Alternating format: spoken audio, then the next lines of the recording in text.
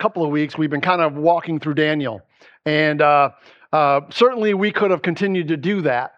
But, I got to thinking about it. I'm like, where we are in Daniel in chapter 7, and then very specifically in 8 and 11 and 12, it's really speaking a lot to, not all, but most of it's speaking to the second half of the tribulation. And I was like, maybe what we need to do is just pull back for a second, because to explain a lot of that, we need to go to Revelation 12 and 13. And I was like, well, maybe what we need to do is maybe pull back for a minute. And I say a minute, however long it takes us to get there, right? And pick that back up when we get around that period of time, so that way I don't have to re-preach it again when we get there. Okay, we're already 2 years into this thing. I mean, we don't want to add time to it that we don't need to by having to re-preach stuff over and over. Although I'm not afraid to do that, and certainly I do it as much as I can. But at the same time, it just made sense. And I think in light of where we are in our study, it would be good to move to chapter 7. Okay, and so that's what I want to do. We're gonna be in Revelation chapter 7 for probably a couple, 2-3 weeks. I think there's some very interesting lessons that we need to learn here. Okay, so let me kind of set the stage here for a second. All right, this particular chapter in the Bible, besides the book of Colossians, which is very clearly a book written with the Laodicean church in mind.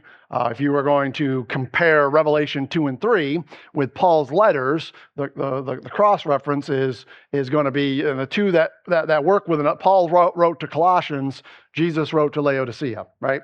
So whatever Jesus says about Laodicea, the fix is found in Colossians, and vice versa. They just mesh together really well, okay?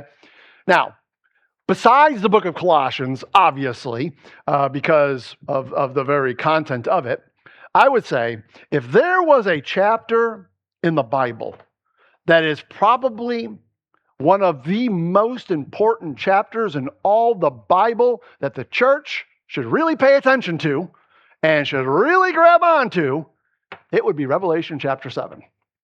And this is the crazy part about it. Revelation chapter 7 isn't even about us. So you got that. And you go, well then, Pastor, why are you saying that? Because the lessons we learn in Revelation 7. Listen, all scripture is for our learning. And though it may not be written to us, there's lessons we can pull from this chapter that I think are critical to these last days church. Listen, here's the bottom line, okay? And here's why I want to grab your attention. Who thinks we're living in the last days? Who thinks it's really bad out there? Who thinks that getting people to come to church is hard? Who thinks that telling people the truth of God's word is hard? Who thinks that people just don't want to listen? Who thinks that people think that whatever they think about church and about Jesus and all the different things that are going on out there? Who thinks that it's really, really bad? We're living in perilous times. Who thinks this is the worst of the worst? Look, I don't know what it was 2,000 years ago. I wasn't here. I know what it's like right now, and I can tell you that right now, it's hard. Who thinks that? Okay, I got a question. Who thinks that however bad it is right now, it's going to be 10 times worse in the tribulation period? Okay, so however bad it is right now, it's going to get even worse. And I said 10 times. She thinks it's more than 10. We could argue about that. It could be 20 times. All I know is if we think it's bad now, we ain't seen nothing yet. Y'all with me? See, here's the thing, right? I think the problem with Laodicea, we got a lot of them, is we're not seeing right. We're being deceived at what we hear. See, what happens is, we have a lot of folks in the church who would say, and I see it all over Facebook, I see it all over the internet, I see it in a lot of books that are being written, coming from a lot of pastors, right? We are living in great and marvelous times. The church is abundant, and men are flocking back to God. But here's the reality. We're not living in marvelous times. The Bible tells us we're living in perilous times. Okay? It's a day where men are lovers of their own selves. They have a form of godliness, but they're denying the power thereof. They talk big games, but man, the power that comes behind the Bible is not being put into applicable force as it should. In other words, we have a whole lot of people that play church. They're just not being the church. We hear this a lot. We are living in great days of faith. Look at all the spiritual giants we have. But the reality is, we're not living in days of great faith. We are living in days where men are literally departing from the faith. Is that not what it says? In the latter times, what? They'll be departing from the faith. And so the reality is, our ability to discern very basic biblical truths has been seriously compromised. We have lost basic truths and understanding of how to properly interpret the Bible. We have lost basic truths and understandings of what the function of the local church is, how we are to act within the local church, the role of the pastor in a local church, the role of a pastor in one's life. We do not understand how the devil works and how his deception is very real, and he can deceive even the most well-meaning people, which leads people to thinking that there is this great move of the Spirit of God happening either in their own lives or in the church, when the reality is there's not a great move of Spirit of God that's happening. They're seducing spirits that are putting forth doctrines of devils. And when we cannot discern biblical truth, we start to form our own truths and push them as Bible truths. The devil is seeking to devour all whom he can. And there's only one protection we have against it.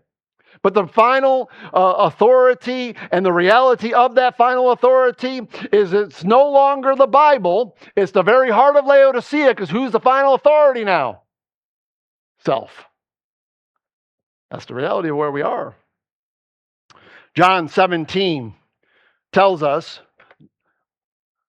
neither pray I, Jesus says, for these alone, but for them also which shall believe on me through their word, that they all may be one, as thou, Father, art in me, and I in thee, that they also may be one in us, that the world may believe thou that hast sent me. And so what a major push in the church today is we're living in days where biblical unity is the most important thing in the church. We're all brothers and sisters of Christ. It doesn't matter if you belong to the Methodist church or the Baptist church or we're all brothers and sisters. As long as we believe on Jesus, we all just need to unify.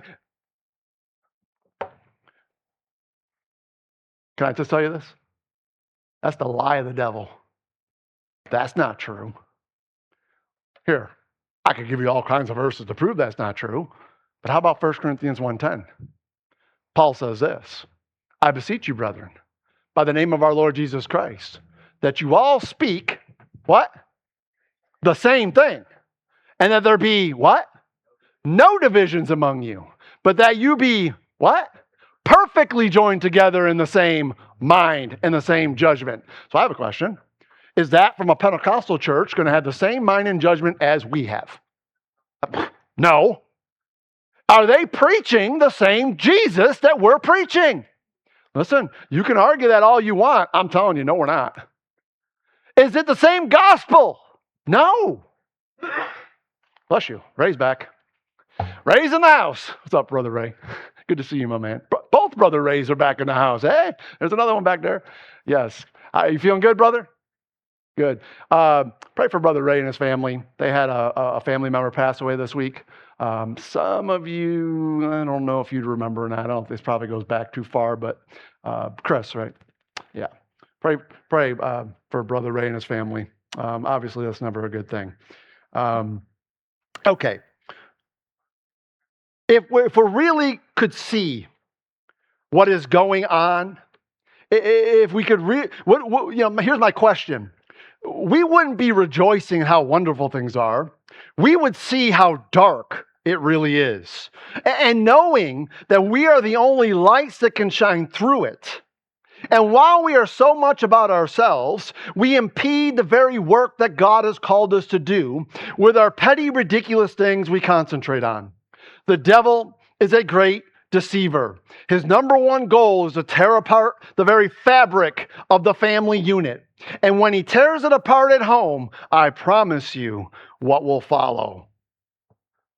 The local church. Because that's the picture.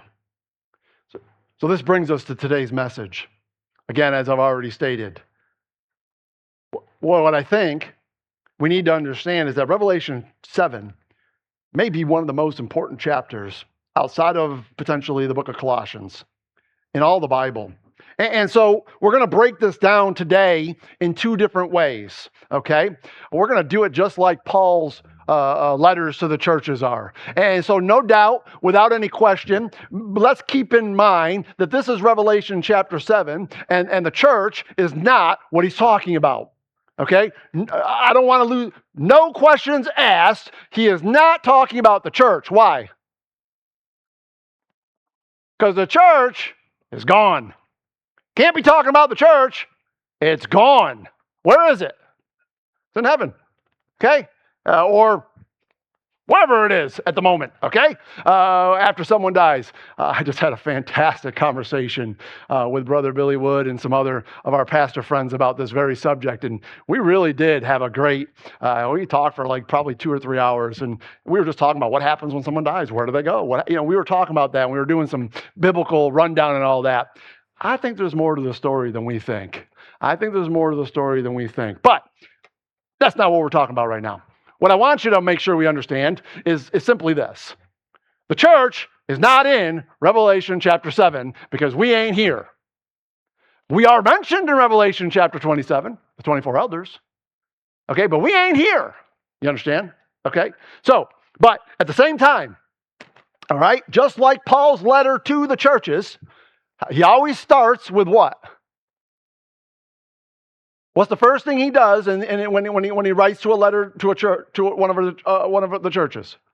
He always starts with doctrine. Then he turns that doctrine to application, practical. So that's what we're going to do today. Okay? Again, I'm trying to reemphasize this as much as I can. This letter is not to us. However, there is some very practical things we can pull from it. And so let's make sure we don't miss that. So let's do this, right? Whenever, when we're talking about this infamous 144,000, right? So I think one of the best ways that we can approach this subject is to ask this question, right? Or these questions. Who, when, how, what, where, and why?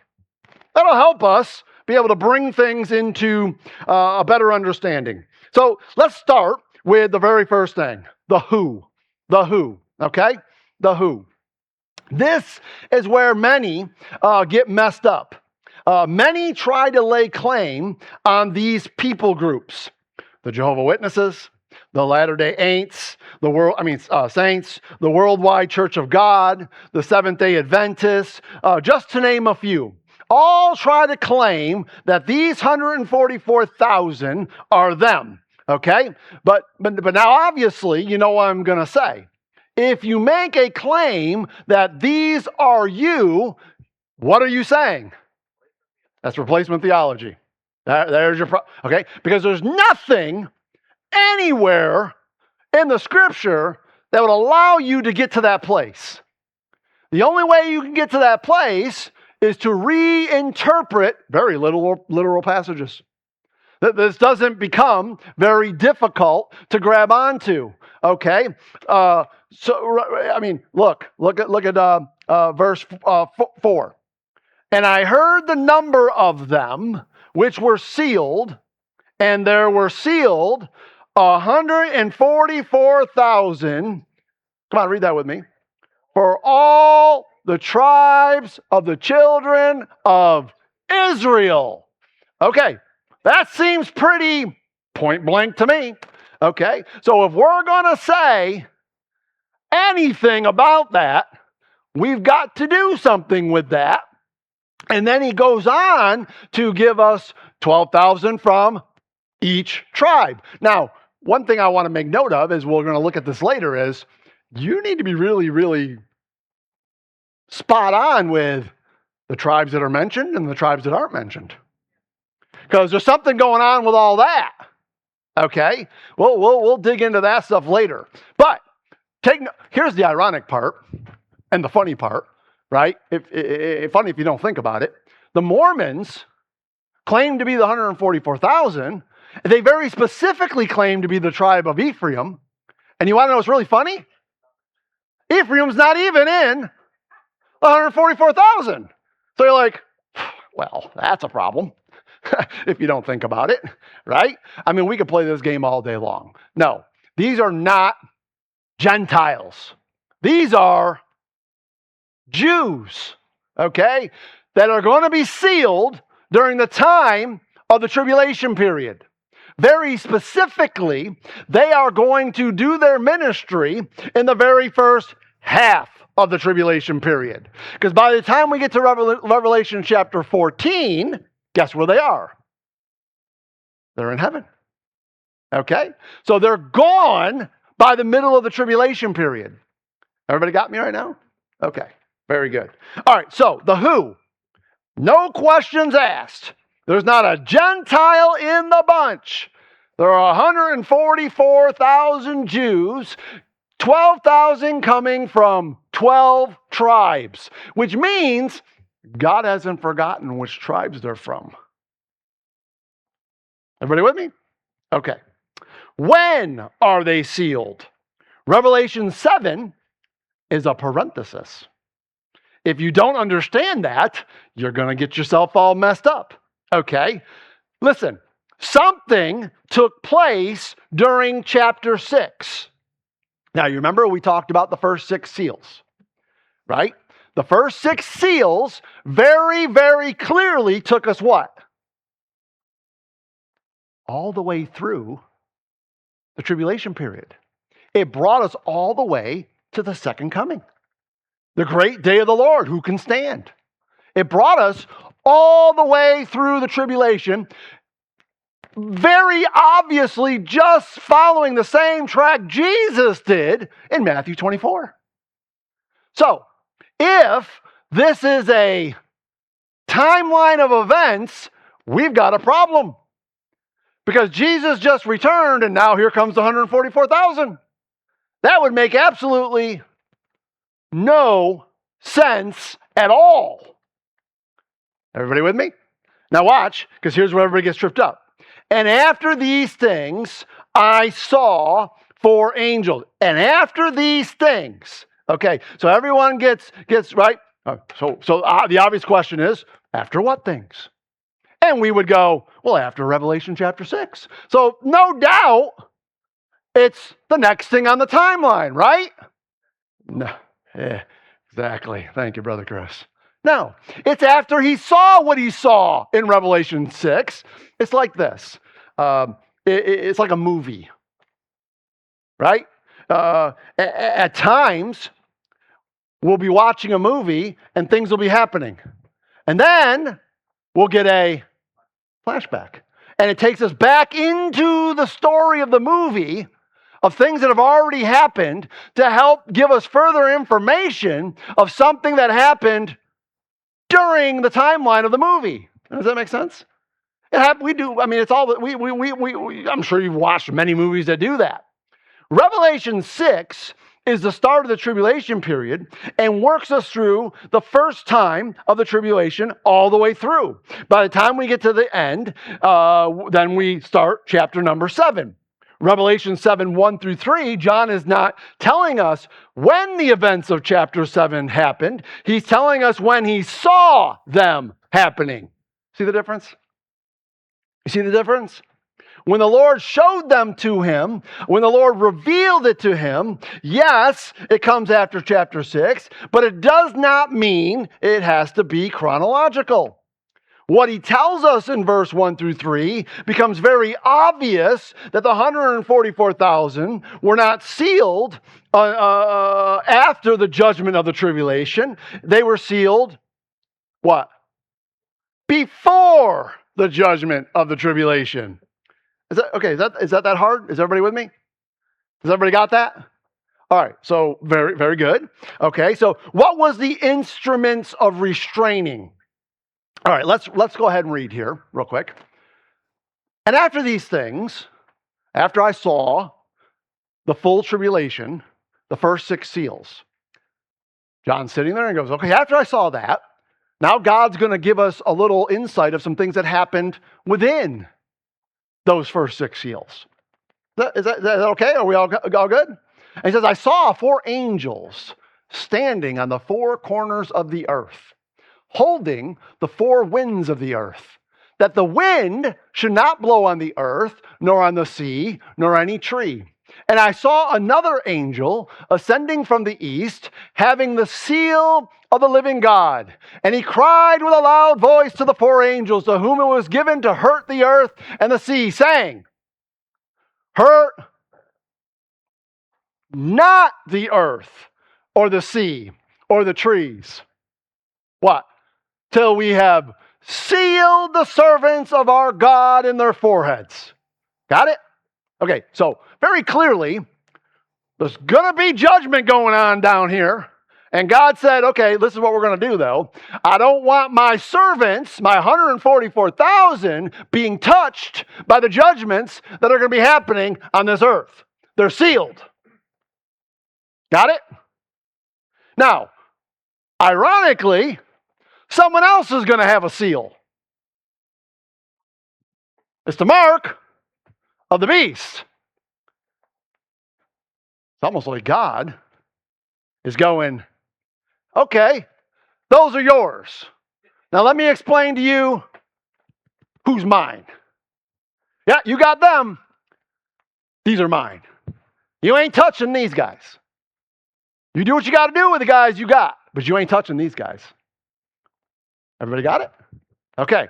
So that's why this becomes critically important. Right? This is not the Jehovah's Witnesses. Because if this is the Jehovah's Witnesses, guess when this is happening? Now! I didn't see any of the stuff in chapter 6 happen. So apparently it's all spiritual. You see where you get a problem now? And now you start to go, man, you got to do an awful lot of that. Yeah, you do. Matter of fact, everything we just talked about in Daniel chapters 2 and 7 all has to be spiritual now. And everything that I haven't even touched yet. We kind of touched a little bit Isaiah. We haven't even gotten into the other ones yet. All of it's going to have to be spiritualized. None of it can be exactly what God said. Yet, every single prophecy of the Bible that has come to pass exactly the way God said it.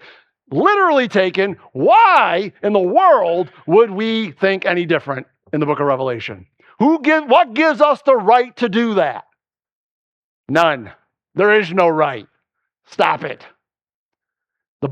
Listen, Revelation it's really not hard to understand. You want to know what it is? It's hard to believe what it says. Because it's so dramatic in what's happening that we just don't want to believe it. Oh, but I promise you, it's going to happen. Okay? God is love. Oh, yes, he is. But God's also light. And in the tribulation period, his judgment is coming forth. But before that judgment comes forth, he is sealing his 144,000. Okay? So very important. So I want to talk a couple things here, because there's what's the instruments, if you will, of the restraining. Verse 1 tells us there are 4 angels standing on the 4 corners of the earth, holding 4 winds of the earth. Now, we want to pay attention to that, because unfortunately, there's a lot of stuff going on today that we better make sure we're listening to what God's saying here.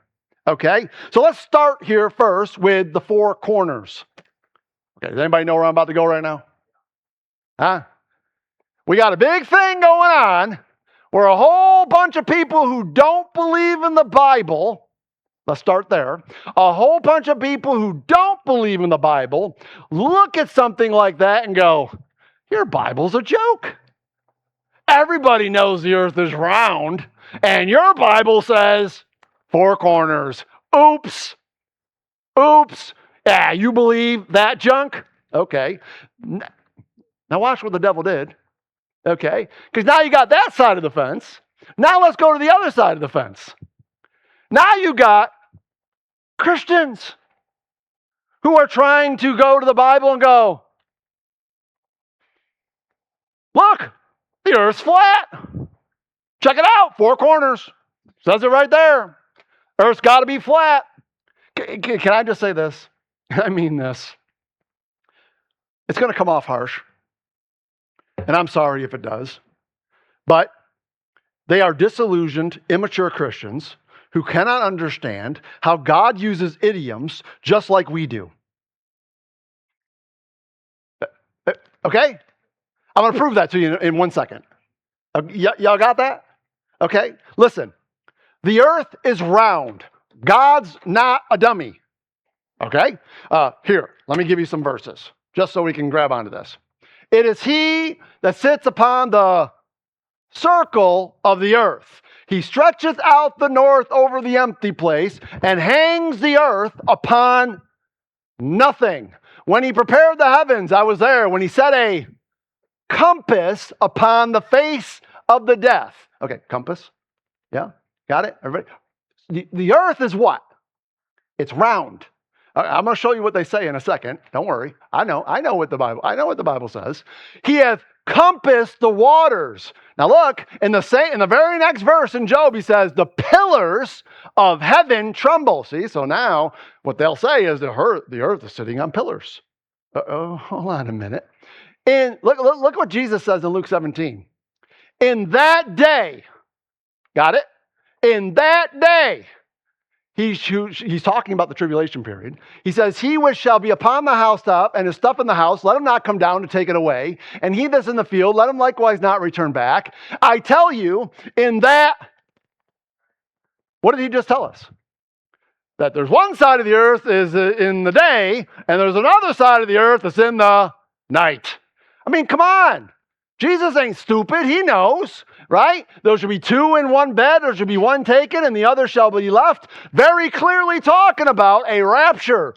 Well, he's talking about the rapture that takes place in the tribulation period, but that's another time, another story. I just want to get you to the point here that you see this. Many sadly try to disprove the Bible and God by stating that it's obvious that the earth is round and the Bible teaches flat. And then, of course, again, you have Christians who just can't see it. Okay, here's the thing. Idioms. What are idioms? Let's take a look at this. Idioms are a common phrase or expression with a figurative meaning. Here's some good ones we use. Spill the beans. It's a piece of cake. Easy as pie. Next time you are up on the stage here, my good and faithful praise leaders, break a leg.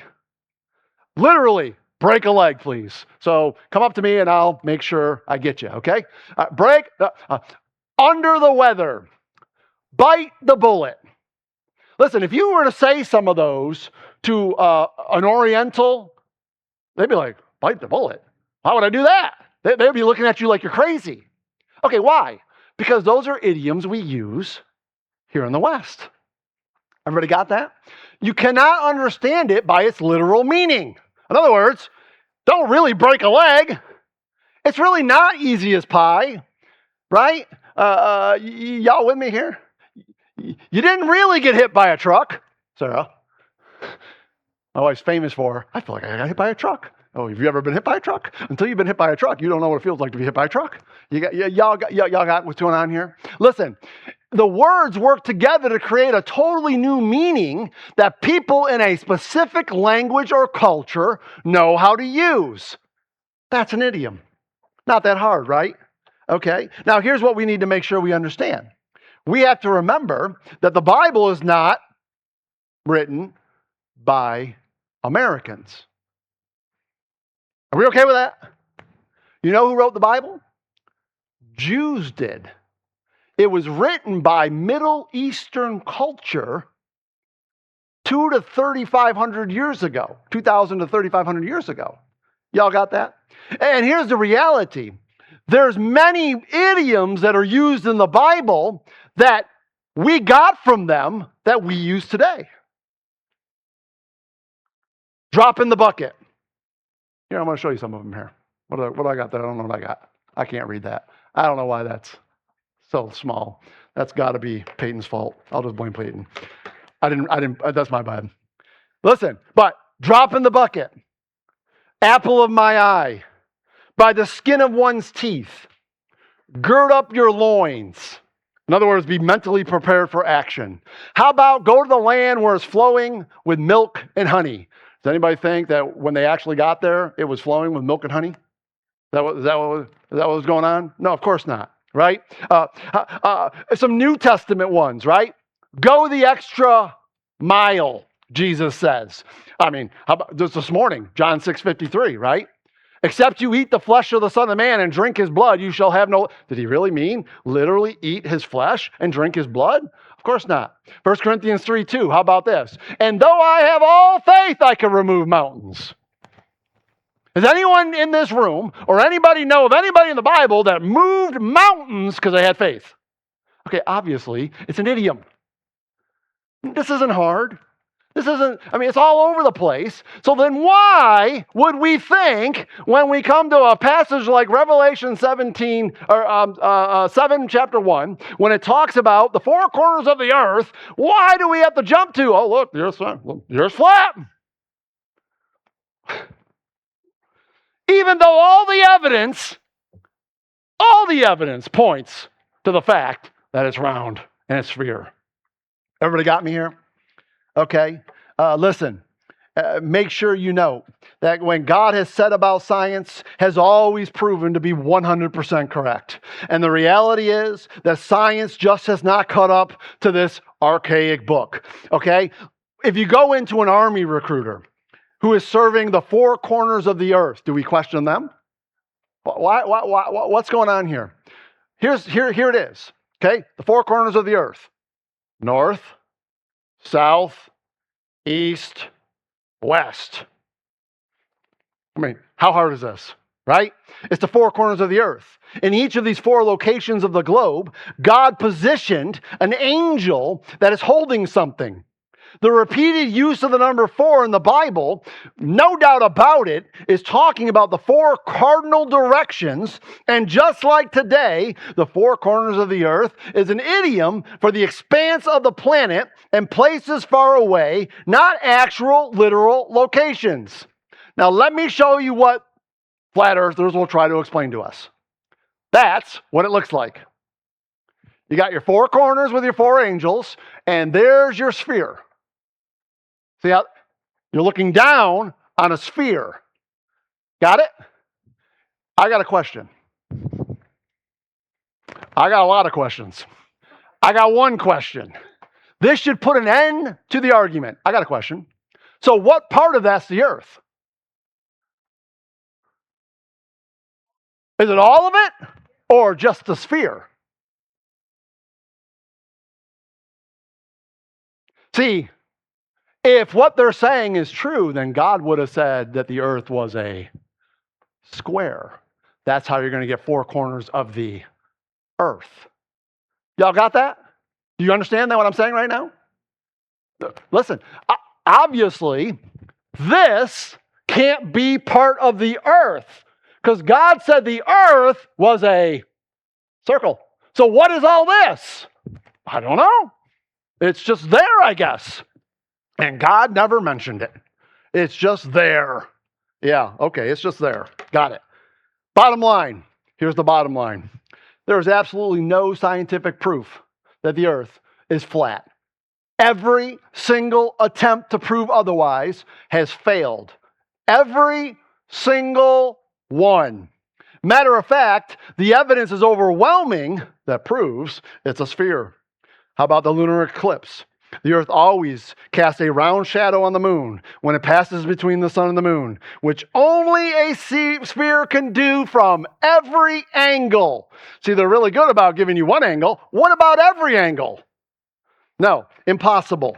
Okay, how about star constellations? Different star patterns appear in the night sky depending on your position from the north to the south. It is absolutely impossible to have that happen with a flat surface. Math gets thrown into this. When you measure a different shadow length in separate cities at the same time, it proves the surface of the earth is curved. I got one for you. Do an altitude view test. Try this. Watch the sunset from ground level until the sun disappears. Then immediately go to a higher elevation, like a hill or the top of a building, and guess what you're going to see? The sun's still setting. How did that happen? It can't happen if the earth was flat. But here's the final one, okay? If you really want to get down to it, it's gravity. A flat disc shape can't pull things towards its center equally or form a sphere via gravity, making physics literally impossible. If there was a flat earth, physics would be impossible. It destroys some of the very important constants in the earth that make it possible for life to even exist on the earth. So let's not talk about that. We'll just talk about how the earth is flat. Okay, you're literally destroying all kinds of constants in the universe of how we even have life. You took out physics. You made them impossible. So go ahead now, go back, and you get answers for all of that. I'm sorry, guys. It's sad what the devil's done. Now let's talk about these four winds. Crazy thing we learn is that in some way that only God understands, God actually utilizes angels to control the weather conditions of the earth. What we know is that if the world wind pattern changes, it has radical effects on nature. So, you ever hear about El Nino? Right? So El Nino has different patterns that it runs throughout the earth. And those patterns help us be able to identify different weather conditions that the earth is either going to have or will have. Either has had or will have. Got it? Okay? So something very interesting about these is weakening of trade winds causes the weather patterns in the whole hemisphere to get jacked up. But can I just say this? El Nino's nothing. Just wait till the Lord tells these four angels to release these four winds they're holding. El Nino's going to be a little wind storm when this takes place. And by the way, take a note. What do you call a wind that blows all at once out of the earth? That comes from a whirlwind. It's a rapidly rotating column of air, i.e. that can turn into a tornado, typically characterized by a vertical or near vertical axis. Now, what's really, really fun is if you trace that word whirlwind through the Bible, almost every single time it points back to a tribulation context. It's the craziest thing. Again, by the way, another idiom that's in use. Not really a whirlwind, you understand? It's an idiom. You got it? Okay? All right. So now think about this for a second, okay? So what are the four major elements that override all elements? Earth, wind, fire, and water, right? Everything else, there's other elements, but everything falls under those four categories. Okay, so here's a good one, right? Check it out. So in this particular passage, we're being told about the earth, and we're being told about the wind. Do you know the angels also hold the other two elements as well? Check it out. Revelation 14:8. And another angel came out from the altar, which had power over fire. And I heard the angel of the waters. So there is literally an angel for all four of the very important elements of the earth. Pretty cool stuff, if you ask me. So again, we learn that God utilizes angels over the controls of weather and nature. That's pretty cool. Okay, so the sealing of the 144, again, as we said, did not it's not chronological, because the instruction from the angel of the east is that they must be sealed before they're permitted to execute the judgment on the earth coming from these four winds. So what's the intent of the restraining? What's the intent? So that before judgment is unleashed, all of God's servants, the 144,000, are sealed. Okay, so tribulation begins. God, before he starts to send down his judgments, before the seals start getting opened up, before the judgment of God starts to take place, he seals his 144,000 Jews. 12,000 from each tribe. Everybody with me right now? Everybody got it? Very good. All right. So we got the who, the 144,000. We got the when, before the judgments of the tribulation are unleashed. Now let's talk about the how. The how. And to help us understand the how, I want you to just keep this in mind, okay? Make sure you remember that the church of Jesus Christ is where? Where is it not? On the earth. It's been raptured. Okay, so here's the thing that's really interesting about that now. Okay, because when the church is raptured, something very pivotal has happened. Because the church is the church of the living God. It's the pillar and the ground of truth. And it's no longer here. So now what?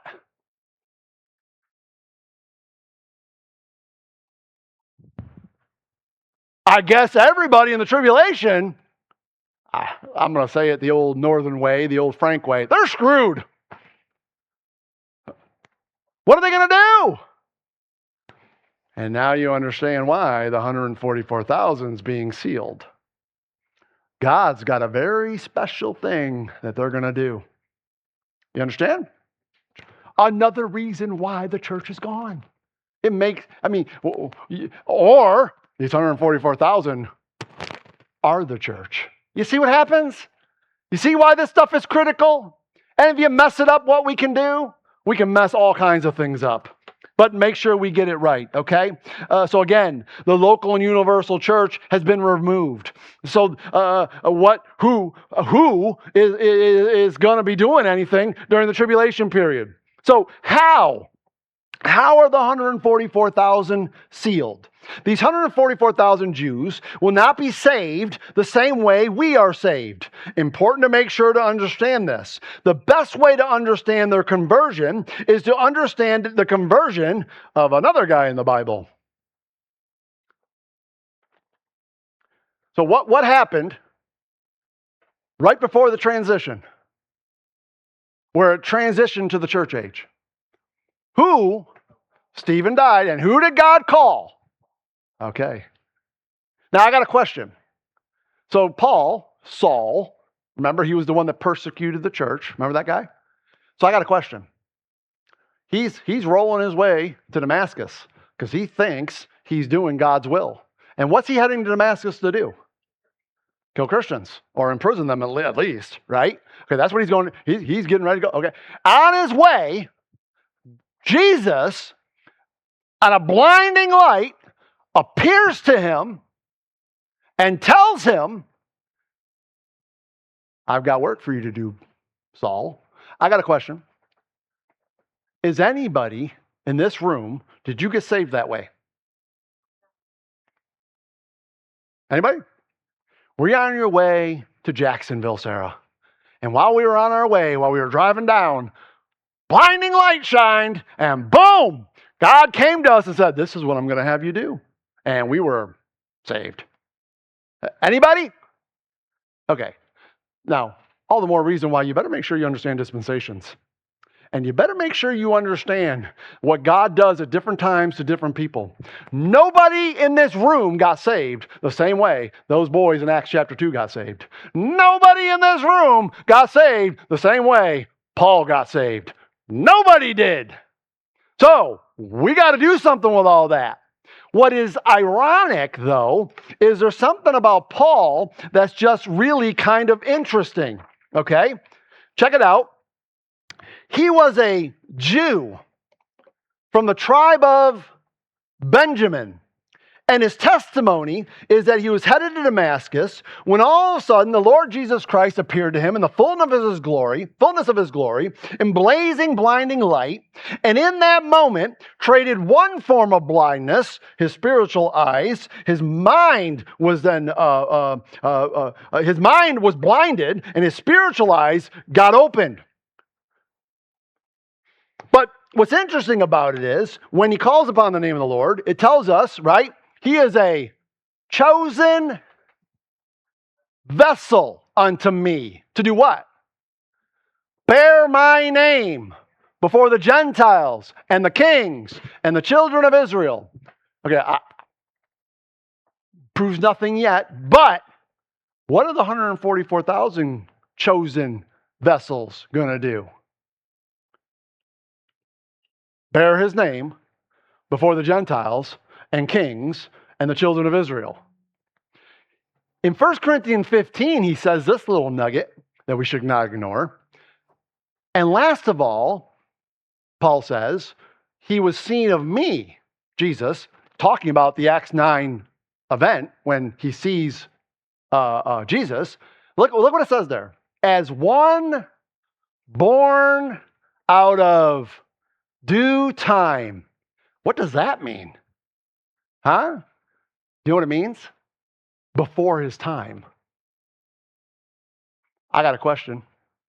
What in the world is he? Why is that even in the Bible? Number one. And what is he talking about? And why is he making such an emphasis about the tribe he was from? What happened? Well, I'll tell you why. I got a little nugget I want to throw you. Because you want to know who these 144,000 are? Huh? It's those children that were killed when Jesus was born. That's who it is. You go, oh, Pastor, you're out of your mind. And listen, I've had a lot of good conversations with a lot of my buddies who all thought I was out of my mind until we started to talk about it. And they're like, okay, so maybe you're not so much out of your mind.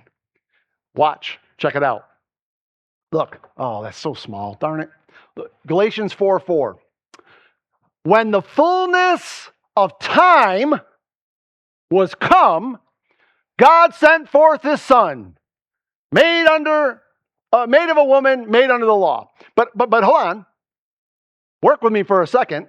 When God sent forth his Son at that fullness of time, who else was there? The 144,000. Because that's who Herod killed, trying to get him. Remember that? Look. Then Herod, when he saw that he was mocked of the wise men, was exceedingly wroth and sent forth and slew all the children that were born in Bethlehem. You got to go back. Who just did that? Okay, thank you. You messed me up, man. But I like it. I'm fair. Okay, so I don't even know where I was. From 2 years old and under, which, by the way, means that also, when you see where it says 2 years old and under, because you know where they didn't go? The wise men, you know where they didn't go? The manger. They went to his house 2 years later. Got it? Okay, that's another story. Okay, according to the time which he had diligently inquired of the wise men, then we get this little interesting little It's like, where is this coming from and why? Right? Then was spoken by Jeremiah the prophet, saying, in Ramah was there a voice heard, lamentation and weeping and great mourning. Rachel weeping for her children, and would not be comforted because they are not. What? How is that fulfilling the death of those babies in Matthew chapter 2? What's going on here? Well, now we go back to, of course, because you're going to compare Scripture with Scripture. Now you go back to Jeremiah and you read it. And look what it says. Look what it says. It says something really good in Jeremiah 31.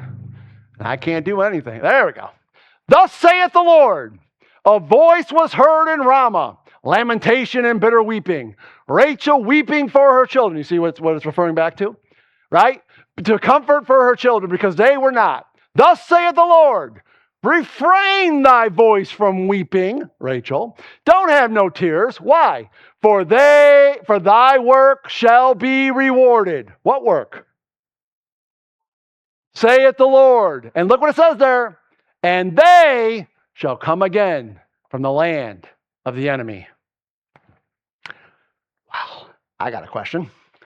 When do they come again from the land of the enemy? I might be wrong. Maybe I am. But don't be so quick, because when they come, they're coming to the land of the enemy. And they're coming right when when the Antichrist has come to power. I have a sneaking suspicion they were born out of due time as well. And here they are coming back exactly at the right time when they should. You could argue with me on that. I think it's worth the conversation, and do with it what you will. What and where was the seal? What is the seal, and where are they sealed? Verse 2 tells us. Okay, am I back there? Yeah. So verse 2 tells us it's the seal of the living God.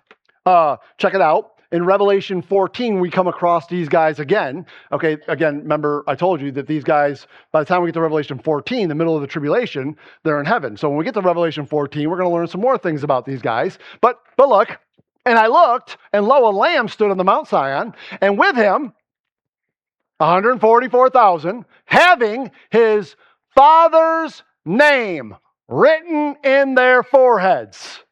And we already saw that in Revelation 7. It was that seal. Got it? Okay, listen. It's 11:59. Okay? I will be done in 10 minutes. I will be. But listen, do not check out. Here comes the practical. Don't check out. If you checked out in the first 50, don't check out now. Here's that. Remember when I said that this is probably the most important chapter to the Laodicean Christian? You might want to pay attention. Don't check out. Watch. Check it out. They had the name of Jehovah God on them, right? The self-existent one. I am Alpha and Omega, the Almighty Jehovah God. You see where they thought the Jehovah Witnesses were Jehovah Witnesses now? Okay, that's how they got there. Okay, they're wrong. But that's how they got there. Got it? So here's the question now. Why are they sealed? Why are they sealed? Why did God seal them? Well, the why they are sealed. To mark God's personal possession. Remember, as I've already said, there are people in that tribulation period taking the mark of the beast. God is marking them. These are mine. You can't have them, no matter how hard you want them. They are eternally mine. Got that? Okay. Number 2, to guarantee God's personal protection. Revelation 9. We're going to see these guys again. Look what it says. And the fifth angel sounded, and I saw a star fall from heaven unto the earth, and to him was given the key of the bottomless pit. And he opened the bottomless pit, and this is where the beast comes out of the bottomless pit. When does the beast come out of the bottomless pit? In the middle of the tribulation. We already talked about this. We'll talk about it more when we get there. But look now, it was commanded them, the beast and those scorpions that come out of the bottomless pit, that they should not hurt the grass of the earth, neither any green thing, neither any tree, but only those men which have not the seal of God in their foreheads. God put a seal on them. Nothing's touching them. God's personal protection is on them. You ain't touching them. Satan will be having a heyday in the person of Antichrist. He's chopping off heads of millions who not take his mark. These 144,000 will be a burr in Satan's saddle. God is saying you can go this far, but you can go no more. Even with all the military might of the Antichrist's armies of the world, okay, they cannot touch them. Just like those three Hebrew children in Daniel's fiery furnace. You can't touch them. They're mine. These 144,000 will be ticking Antichrist off, constantly reminding him, constantly letting him know that even all of his unbelievable power, they can't touch those that are the omniscient, all-powerful gods, those that are his. And the time's going to be coming. The time's going to be coming when he is going to get his head crushed. He's going to be reminded by these guys. Hey, remember way back in Genesis 3:15? Remember your seed and the woman's seed? You remember what's going to happen when the woman's seed comes? He's going to crush your head. Guess what's coming? The rock. It's coming. And when it comes, it's going to hit your little kingdom on its feet, and it's going to just pulverize the whole thing. It's literally going to crush all your heads. It's almost like God wrote the book. It's almost like God wrote the book. That's what he's telling them. You got no shot. Where these guys are sealed physically, I want to make note, we have the same seal, but ours is spiritual. So please tell me how you can lose your salvation. I'm just asking a question. How? How is it possible? You can't. Finally, and we're done, the 144,000 were sealed to fulfill God's personal purpose. I got 6 minutes. You ready? You want the incredible practical? Here you go. The same purpose he has always had. Redeem the world to himself for his glory. It started in the Old Testament. God set the nation of Israel apart as a kingdom of priests so that the world could see something different about them. How'd they do? And then in the New Testament, God's plan has been to use the church. And for sure, the church has been successful at times. But where are we in the last days? And what? Perilous times has come. Why? Because the church is also flopping. We have become Laodicean. Man has lost his first love. And everything, including the church and God, is all about himself. What moves him and what he wants to do, when he wants to do it, how he wants to do it. Man does not retain God in their thoughts, but they sure do talk and think like they do. All the while, we're not doing the very thing that has always been God's purpose. Win, build, send. We talk big like we're doing something, but we can spend our whole lives, and never leading anyone to the Lord, never truly involved in discipleship, never teaching them to go do the same. The Lord will add to his church when we do our job. Y'all understand? The Lord will add to the church when we do our job. And if the Lord is not adding to his church, it's not because he's not doing his job. It's because we're not doing ours. Why is this so hard? Because we live in Laodicea. We don't understand it. We don't understand what's going on. The word does not return void. God is still in the business of saving people. And you remember what I told you before we even started? Does anybody think that right now is really bad? Does anybody think right now is really hard? Does anybody think that, my gosh, okay, how much worse is it going to be in the tribulation? By her count, more than 10 times more. Everybody got their Bibles? Everybody got their Bibles? You're in Revelation chapter 7? Do me a favor. Go down to verse number 9. He sees these 144,000 and they're sealed. I just want you to see what their fulfillment of their purpose was. After this I beheld, and lo, what does that say? Great multitude, which no man could number, of all nations and kindreds and people and tongues, stood before the throne and before the Lamb, clothed with robes and palms in their hands. Drop down to verse number 13. And one of the elders answered, saying unto me, who are these which are arrayed in white robes? And where do they come from? And I said unto them, Sir, thou knowest. And he said to me, these are they which came out of what? So, do you want to know? Bless you. Do you want to know what the 144,000 did? Had the greatest revival this earth has ever seen. When? Okay, can I please just, as all of your pastors say, stop with all your excuses. Stop. If they can have such a great revival in the tribulation period, we got just what they got. We got the seal of the living God. What are we talking about? No, I just say that our problem is we're Laodicean. And we keep putting stuff in our way. We keep trying to come up with excuses to why we can't do something. But you want to know what they did? They followed the Lamb wherever he went. They had no guile in his mouth. They were pure. How about we be that? And maybe we can do something.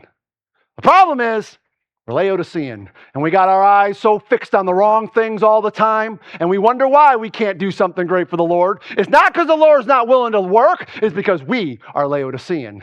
Make sure you understand that. If they can do it, we can do it. You think God's just kind of chilling out right now, going, yeah, it's bad, I know, I get it. I'm just going to chill right now. I know y'all got the same exact thing they got, maybe even more.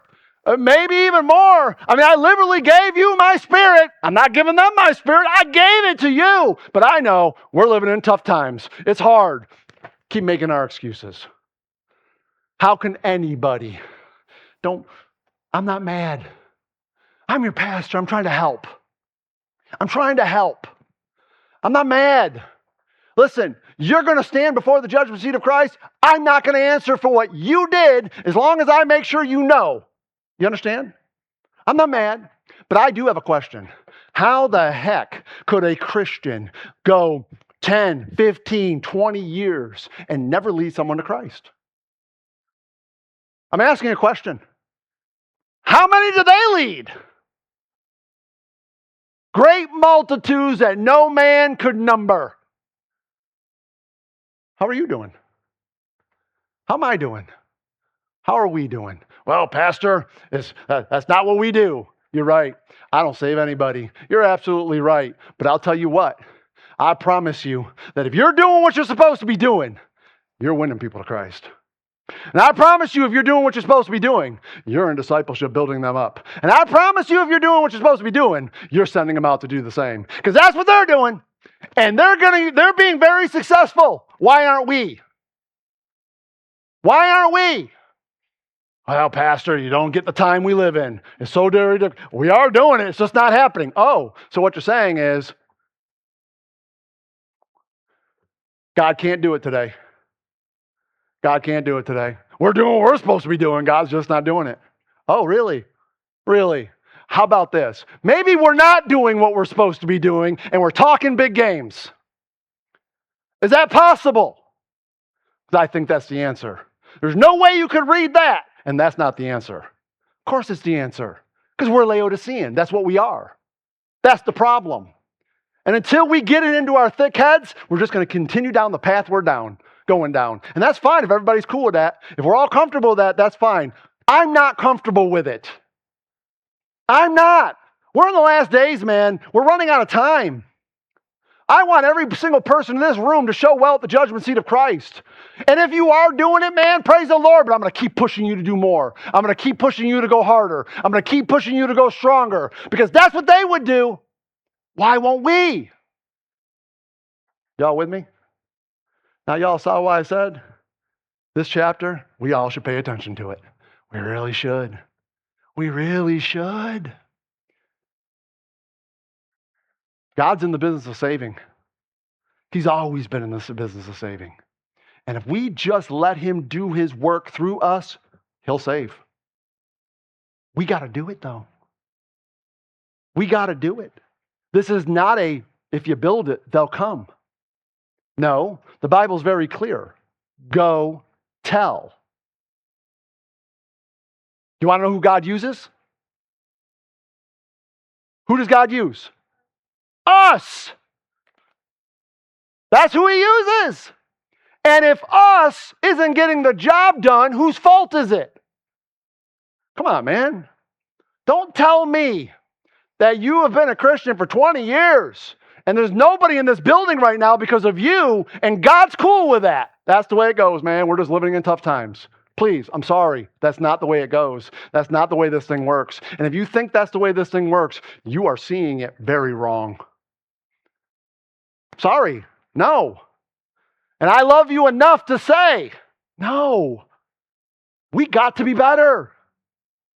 Because if they can do it in that time, we can do it in this time. And it's 12:13, and I said I'd be done at 12:10, so I lied, so now I'm going to finish. Next week, we're going to learn a little bit more about these 144,000. Man, you really want to learn some things about these 144,000? Go read Revelation chapter 14, the first 5 verses. And if you aren't convicted, you're not paying attention. Because you should be. You should be, because we have everything they got. We've been sealed by the living God. We literally have the Spirit of God in us. We got something they don't even have. And yet, you know what's sad to me? You ready for the little knife in the heart right here? You ready? You know what's sad to me? Is that the Jehovah's Witnesses or the Mormons aren't even the 144,000, but they put all of us to shame. They're acting like them way more than we are. That's sad. And they're not even us. They're not even the 144,000. Did y'all hear what I just said? Because that's the truth of it. It's the truth of it, man. I ain't trying to hurt nobody in this room. That is never my intent. And if you ever think that's my intent, you don't understand me and where I'm coming from. I'm trying to help every single one of us. And sometimes we need to be chastised to see the truth of it all. Because those who Jesus loves, what does he do? He chastens. And if I, the pastor of this church, have to chasten us to get us where we need to go, then I have to chasten us. And I'm telling you right now, something's not right. And we need to figure out what that is. I don't know what the answer is, but we need to figure it out as a body. Because if these guys can do it, so can we. So can we. Anybody else think so? Does anybody else think so? Because I think so. And listen, I'm ready to go down trying. Who's ready to go down trying with me? Hey, we can't cross lines. We got to make sure we keep everything biblical. I'm not arguing with that, okay? I'm not willing to cross lines to do it. But I think we can have conversations about what is good or bad. And hey, if somebody can go, hey man, but biblically that ain't right. Okay, well, let's put that out the door. Let's talk about something else. Okay, keep that. That's all where my head's at right now, is trying to figure out how we can be that. That's what I think we need to be. And if anybody in this room argues that that's not what we're supposed to be, well, I'm sorry. We good? All right. Who wants to go see the Spider-Man movie?